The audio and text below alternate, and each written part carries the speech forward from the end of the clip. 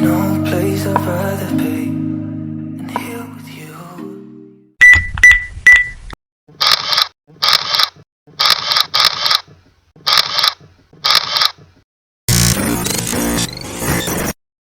Hey besties, if you're new to my channel, my name is Elsa and I'm the bestie you never knew you needed. I'm at that age that I can genuinely sit down and tell myself that Elsa, you fucked up. Which is good, like it's good to be able to put yourself to the book and at least admit your fault and all. I honestly wished growing up someone elderly than me had sat me down and told me some things that I know now about love, friendship, talking stages and so on. But I don't have elder siblings and I always had friends around my age group, so obviously they had the same experience I had, or maybe worse. And nobody ever wants to be the lesson for every other person, which sucks. So here I am telling you things I wish I knew before I ever got into a relationship. So the first point, you're not a loser if you don't date as a teenager. So I don't know if it comes with puberty or maybe it's inside the biscuit and Capri so we were drinking as children. But when we enter that teenage age, we begin to like give ourselves the illusion that we are losers if we don't have our first kiss, first relationship, first and it's perceived if you don't have all this first, you'll be a loser if you like get into your adulthood and you've not had them. I think it's dating in your teenage like era that makes you the biggest loser. Like no shade to people that dated as teenagers. I dated as a teenager, but towards my big girl teenage age.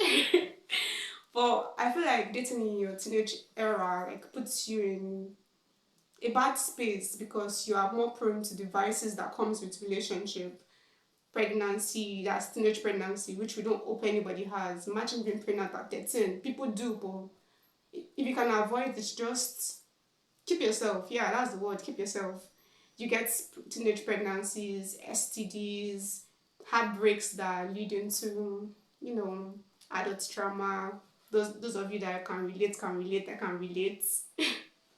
That brings us to our second point. There's no time span to get into your first relationship.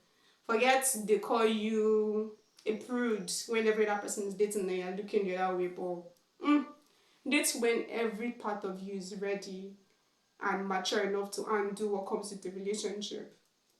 Because relationship is not just about collecting, collecting, collecting. You also give this person, it's a two-way street, it's not one person. So you should be ready and emotionally matured. I don't know. Even as a girl, I feel like you should be financially matured to an extent. You don't want to be collecting all the time. You want to be able to give to like buy him a nice birthday gift and stuff like that. So yeah, you should be ready totally before you get into your first relationship. That brings us to our third point. Don't cut off your friends. This particular one is self-explanatory. Like we get into a new relationship, we meet this new person and we want them in our world. We want our entire world to revolve around them. Forgetting we had people, family, friends that we had in our lives before these people.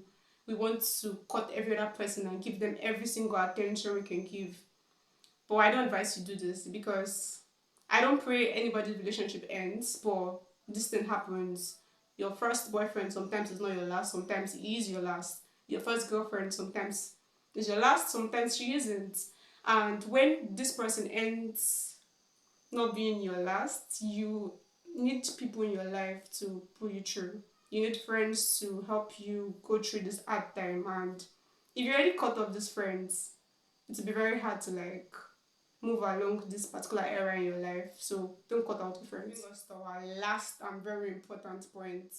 Being in a relationship with someone doesn't automatically give them the rights to your body. Your body is yours. You should give it to who you think you should give it to.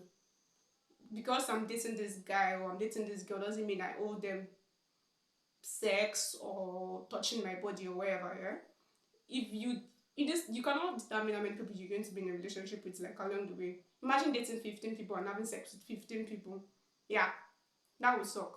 So keep it to you're sure this is the person you want to give it to. I'm not preaching Christianity here about keeping it to marriage, that's your business. But keep it for who you want to keep it for. Don't just automatically believe that every person you give the yes to or you ask to be in a relationship with you owns your body.